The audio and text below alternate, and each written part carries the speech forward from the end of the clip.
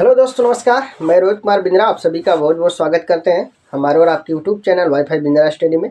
दोस्तों, आज की इस वीडियो में इंग्लिश ग्रामर पढ़ाने वाला हूँ। इंग्लिश ग्रामर में कौन सा टॉपिक पढ़ा रहा था दोस्तों? मैं टॉपिक पढ़ा रहा था दोस्तों use of a and an का प्रयोग पढ़ा रहा था दोस्तों, ठीक है ना। तो आज की इस वीडियो में आपको पढ़ाने वाला हूँ ए और एन का प्रयोग कब और कहाँ किया जाता है, ठीक है। पार्ट नंबर कौन सा होगा दोस्तों? पार्ट नंबर यह होगा 4। इससे पहले पार्ट नंबर 3 तक मैंने पढ़ा दिया है। इसका प्लेलिस्ट मैंने बनाया, प्लेलिस्ट में जाए और प्रत्येक वीडियो देखें, आपको पूरा क्लियर समझ में आ जाएगा, ठीक है।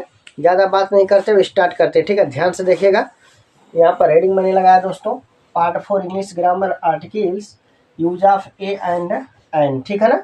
यहाँ पर रूल नंबर पहला लिखा गया है, यदि नाउन के पहले, ठीक है, ध्यान सुनिएगा, यदि नाउन के पहले एडजेक्टिव हो, ठीक है ना, तो ए एन का प्रयोग एडजेक्टिव के पहले किया जाता है। ध्यान से देखिएगा, यदि नाउन के पहले कोई एडजेक्टिव होगा तो उससे पहले ए या एन का प्रयोग एडजेक्टिव के पहले किया जाता है, ठीक है ना। यदि नाउन के पहले एडजेक्टिव तथा एडजेक्टिव के पहले एडवर्ब, ध्यान दीजिएगा, ठीक है ना। नाउन के पहले एडजेक्टिव, एडजेक्टिव के पहले क्या हो, एडवर्ब हो, तो ए या एन का प्रयोग एडवर्ब के पहले किया जाता है दोस्तों, ठीक है। इस पॉइंट को ध्यान से देखिएगा। अब उदाहरण मैं समझाता हूँ, ध्यान से देखेंगे। यहाँ पर 3 उदाहरण हमने लिखा है, ध्यान से देखिएगा, ठीक है ना। तो उदाहरण नंबर पहला क्या करा दोस्तों, ध्यान से देखिएगा, बीना इज ए गर्ल। यहाँ पर गर्ल क्या है दोस्तों, नाउन है, क्या है, नाउन है, ठीक है ना।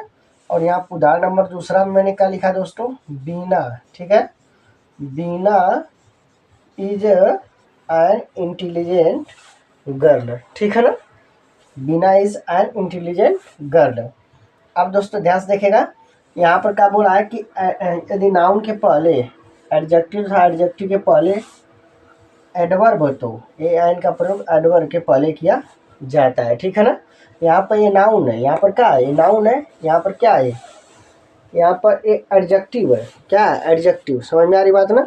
तो ध्यान से देखेगा दोस्तों, Beena is an intelligent girl. उदाहरण नंबर तीसरा का लिया मैंने दोस्तों, Beena is a very intelligent girl, ठीक है ना। उदाहरण नंबर तीसरा समझ लिए, Beena is a very intelligent girl. अब देखिए यहाँ पे ये नाउन है, ठीक है, और ये एडवर्ब का काम कर रहा है और ये क्या कर रहा है, एडजेक्टिव का काम कर रहा है, ठीक है ना। तो ये 3 उदाहरण से आपके क्लियर समझ में आ गया होगा, ठीक है। तो यहाँ तक आप अच्छे से नोट कर लीजिए, फिर अगला हेडिंग मैं आपको बताता हूँ, ठीक है ना। हाँ तो दोस्तों अब अगला हेडिंग अब अगला हेडिंग समझने वाले हैं एक नोट के बारे में, ठीक है। तो इम्पोर्टेंट नोट है, ध्यान से देखिएगा, ठीक है। तो नोट नंबर पहला क्या है दोस्तों, सबसे पहले अपन पढ़ते हैं, ए या एन का प्रयोग अपने से सबसे नज़दीक आने वाले, ठीक है ना, आने वाले शब्द के उच्चारण के अनुसार किया जाता है, ठीक है। ध्यान से देखिएगा, नोट नंबर पहला मैं आपको क्या बता रहा हूँ, ध्यान से आपके देखना है, ठीक है ना। ए या एन का प्रयोग अपने से सबसे नज़दीक आने वाले शब्द के उच्चारण के अनुसार किया जाता है, शब्द के उच्चारण के अनुसार किया जाता है, ठीक है ना। अब देखिए दोस्तों, यहाँ पर उदाहरण नंबर पहला, ठीक है, मुकेश छात्र है, मुकेश छात्र है, ठीक है ना। तो इसका अंग्रेजी कैसे बनेगा दोस्तों? तो सबसे पहले अपन क्या लिखेंगे दोस्तों, मुकेश, ठीक है ना, मुकेश इज, अब यहाँ पर दोस्तों ध्यान देंगे, मुकेश इज क्या लिखेंगे, स्टूडेंट लिखेंगे, क्या लिखेंगे, ए स्टूडेंट, ठीक है ना, a student, STUDENT, student, last में फुल स्टॉप का चिन्ह लगा देंगे, ठीक है। उदाहरण नंबर दूसरा, दिव्य ईमानदार लड़का है, ठीक है, दिव्य ईमानदार लड़का है, क्या लिखा है दोस्तों, दिव्य ईमानदार लड़का है। तो इसका क्या बनेगा दोस्तों, याद रखिएगा, लिखेंगे दिव्य, DIVY, दिव्य इज, ठीक है, दिव्य ए हानेस्ट, HONEST, हानेस्ट बॉय, ठीक है ना, क्या लिखेंगे, बॉय, हानेस्ट बॉय, ठीक है ना, लास्ट में फुल स्टॉप का चिन्ह लगा देंगे, ठीक है। अब आते हैं तीसरा का,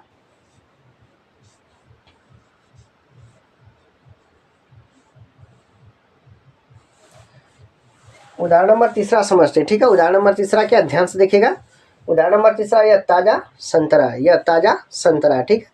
इसका अंग्रेजी कैसे बनेगा दोस्तों, ध्यान से देखिएगा, ठीक है। इसका अंग्रेजी बनेगा दिस, क्या बनेगा दोस्तों, दिस इज।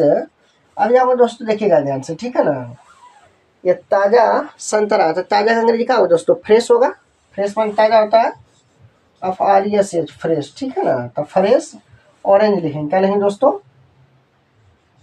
यहाँ पर ये रहेगा this is a fresh orange, ORANG, orange. ठीक है, लास्ट में फुल स्टॉप का चिन्ह लगा देंगे। ठीक, ऑरेंज स्पेलिंग का ORANG। ठीक है ना, यह ताज़ा संतरा, इसका अंग्रेजी क्या बनेगा? इसका अंग्रेजी बनेगा this is a fresh orange. ठीक है ना। अब आते हैं कौन सा उदाहरण नंबर 4 आते हैं। यह बहुत गहरी नदी है, यह बहुत गहरी नदी है। ठीक है, तो इसका क्या बनेगा दोस्तों? दिस इज, इसका बनेगा दिस इज ए। अब दोस्तों यहाँ पर गहरी नदी का अंग्रेजी क्या होता है? ठीक है ना, बहुत गहरी नदी है, वेरी डीप रिवर। क्या लिखेंगे दोस्तों?